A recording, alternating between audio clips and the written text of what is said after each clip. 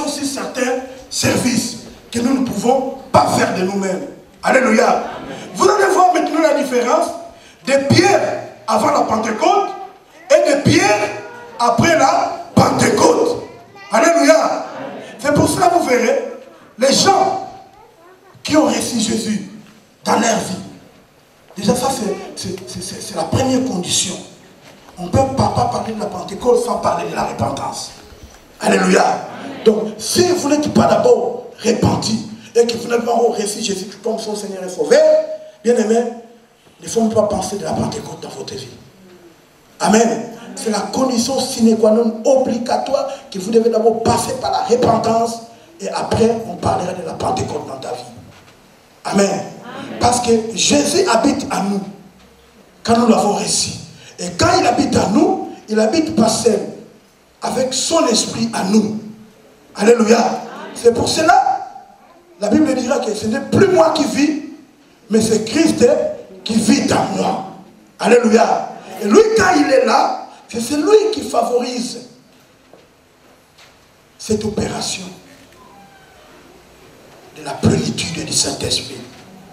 Alors, évoluons. Et ils étaient là dans la chambre haute. Premier jour, ils étaient en train de prier. Deuxième jour, troisième jour, quatrième jour, ils étaient dans la prière. Quand vous suivez les commentaires, c'était plus la prière d'adoration. Alléluia. Donc, ils ne demandaient pas, Seigneur, délivre-moi. Seigneur, cet esprit, je le chasse. Seigneur, non, ils étaient plus dans l'adoration. C'est pour cela que j'ai vu les chantres se poumonner pour expliquer aux gens, nous devons adorer. Bien aimé. Mais comprendre la pensée de Dieu. Donc, s'il dit, Seigneur, tu es grand et redoutable. Le Seigneur attend ça. Il a dit, c'est la phrase que j'attendais. Alléluia. Mais comme tu n'es pas connecté, tu ne sauras pas. C'est pour cela quand on adore, tu te fatigues, après 2 minutes, 3 minutes, tu n'as plus de mots. C'est pour cela que tu es là seulement à copier les prières des autres. Amen. Donc toi-même, tu ne sais même pas qu'est-ce qu'il faut dire, parce qu'on dit seulement on va adorer. On va adorer. Et par mégarde, et tu cites, comme j'avais dit, des phrases sans connaître, comme il sert avec prière. Seigneur, je t'ai béni parce que tu es 3 fois 5. Amen. 3 fois 5. Mais c'est comme les gens ils prient 3 fois 5. Or, les gens disaient 3 fois 5. C'est aussi une hérésie aussi. Dieu n'est pas 3 fois 5. Est-ce que vous le savez? Oh! Oui. Est-ce que Dieu est 3 fois 5 ou pas? Bon, qui sont pour que Dieu est 3 fois 5? Manifestons. À part d'abord le règne de la sœur. La sœur, lui, elle attendait 3 fois 5 au lieu de 3 fois 5.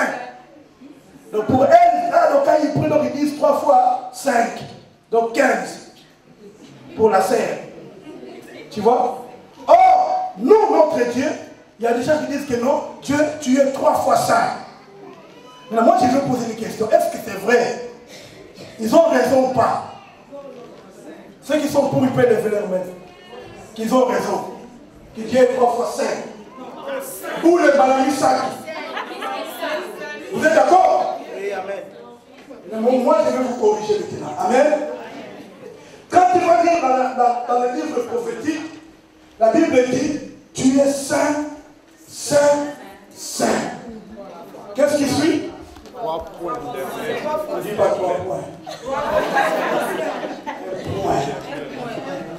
Amen, frère. Amen. Or, pour ceux qui connaissent, comme a dit le pasteur Bruno, pas ceux qui parlent le français, ceux qui parlent en français. Amen. Amen. Ça signifie que la liste continue. Amen. Alléluia. Tu ne peux pas limiter le Seigneur qui est 3 fois. Tu sais, il y a quelqu'un qui est 4 fois.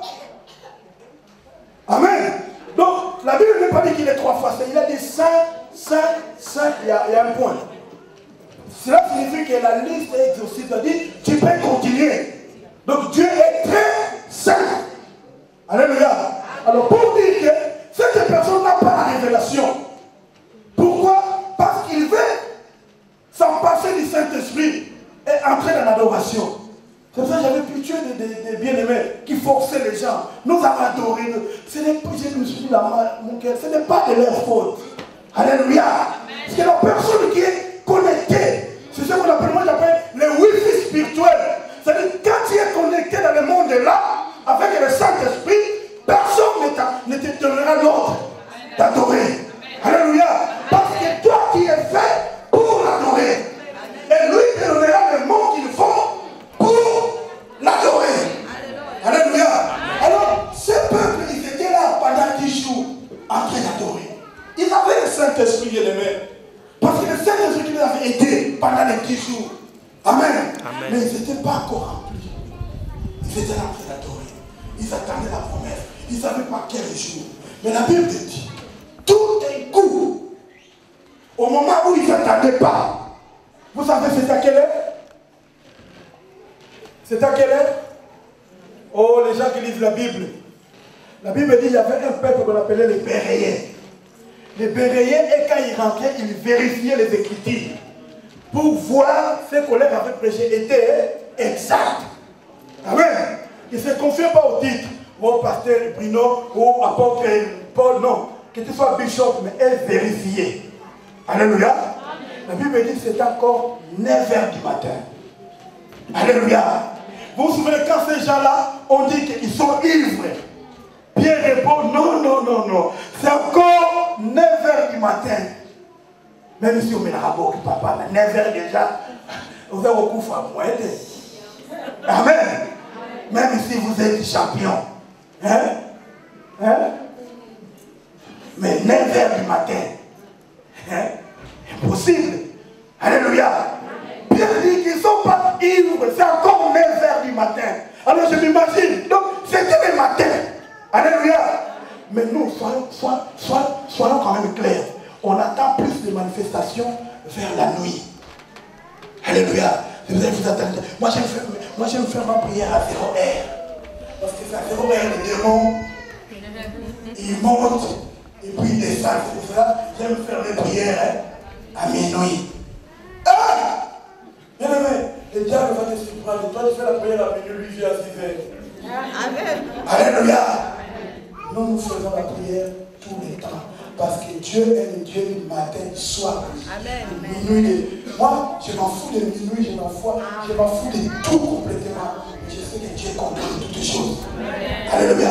Je surveille toutes les choses. Mais la Bible dit ces jours-là, pendant que les gens ne s'attendaient même pas, pendant que les gens même ne croyaient même pas, parce qu'ils ne savaient pas, mais ces jours-là, vers le matin, la Bible dit, quand les jours de la Pentecôte arrivent, les croyants sont réunis, tout à coup, un bruit vient du ciel. Alléluia. D'abord, un bruit vient du ciel. Amen. Vous imaginez, vous êtes dans une salle. Vous attendez quelque chose. Et du coup, un bruit vient. Là, nous sommes là. Bien aimés, soyons honnêtes. Comme nous sommes là. Il y a un bruit qui sort de là. Boum, c'est pas n'importe quel. Boum! Les gens vont chercher des issues de secours. Amen. Mais la Bible dit, un bruit est venu du ciel. Il était comme ce bruit-là. Regardez. Comme le... voilà. C'est comme le souffle du violent coup de vent. Amen. C'est comme le vent. Mais vous savez que le vent symbolise le Saint-Esprit. Alléluia. Amen. Donc, le Saint-Esprit est venu se rappeler sous plusieurs formes. D'abord, il est venu comme le vent. Ce vent-là est venu, c'était juste encore pour confirmer sa présence. Et puis, de deux, ils ont dit que les langues de feu.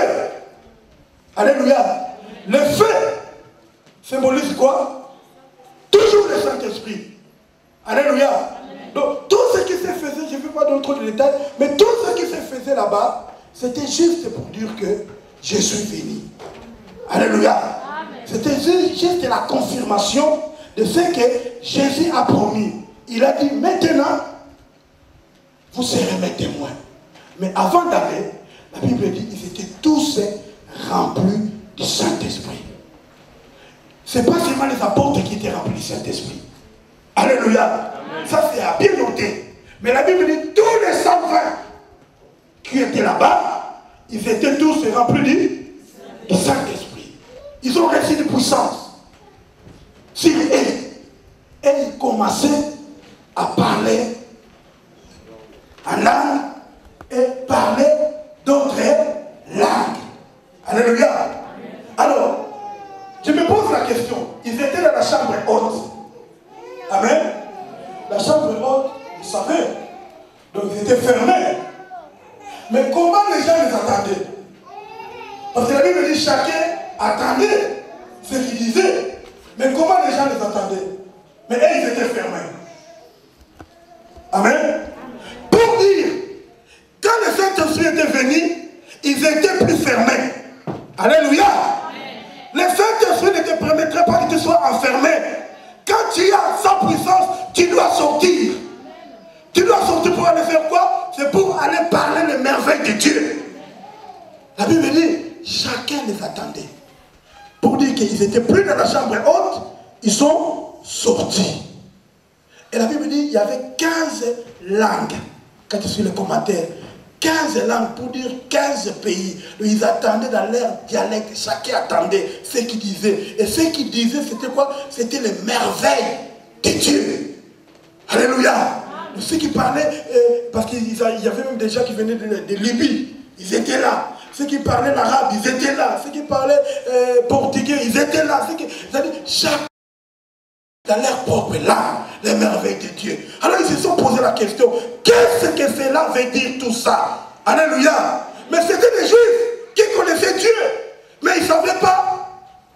Écoute maintenant ce que Dieu répond à travers Pierre pour finir le message. C'est là que je vais expliquer c'est quoi la Pentecôte. Pierre prend la parole.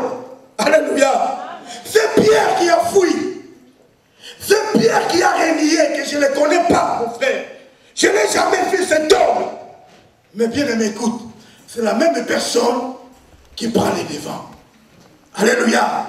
Bien aimé, quand vous êtes rempli du Saint-Esprit, c'est alors que vous allez affronter toute personne, tout obstacle devant vous. Alléluia. Parce que vous savez que la Bible dit, l'enchantement, la sorcellerie ne perd rien contre Israël. C'est pour ça que la Bible dit que toute arme forgée contre moi sera nulle et sans effet. Pourquoi? Parce qu'en moi, il y a quelque chose. Alléluia.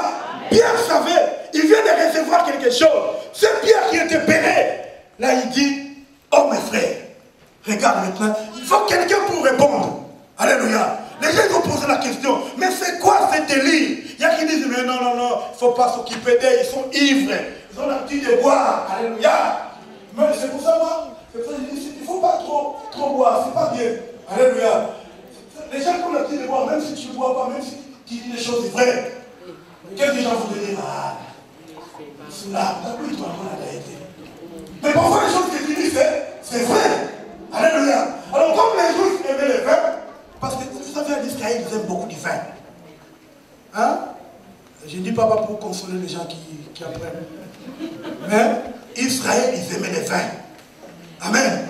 Parce que Dieu, c'est un Dieu de fêtes. Dans toutes les fêtes, il servait les vins. C'est pour ça, dans Jean 2, vous verrez que Marie est partie dire à Jésus, ils n'ont plus de vin. Or, pour les Juifs, les vins symbolisent la joie. Donc Marie voulait seulement dire à Jésus que ce peuple, ils n'ont plus de la joie. Alléluia. Écoute la réponse quand Jésus avait multiplié les vins, quand il avait prié pour les vins, écoute la réponse de l'ordonnateur, l'organisateur, il a dit, tout homme a servi d'abord le mauvais vin. Et après, le bon vient. Alléluia. C'est quoi le bon vin? C'est quoi le mauvais vin? Vous qui buvez, les spécialistes de ça, vin de Bourgogne, vin bon, ça c'est du bon vin ça. Pourquoi? Pour dire seulement, la grâce est venue après. La loi était là. La loi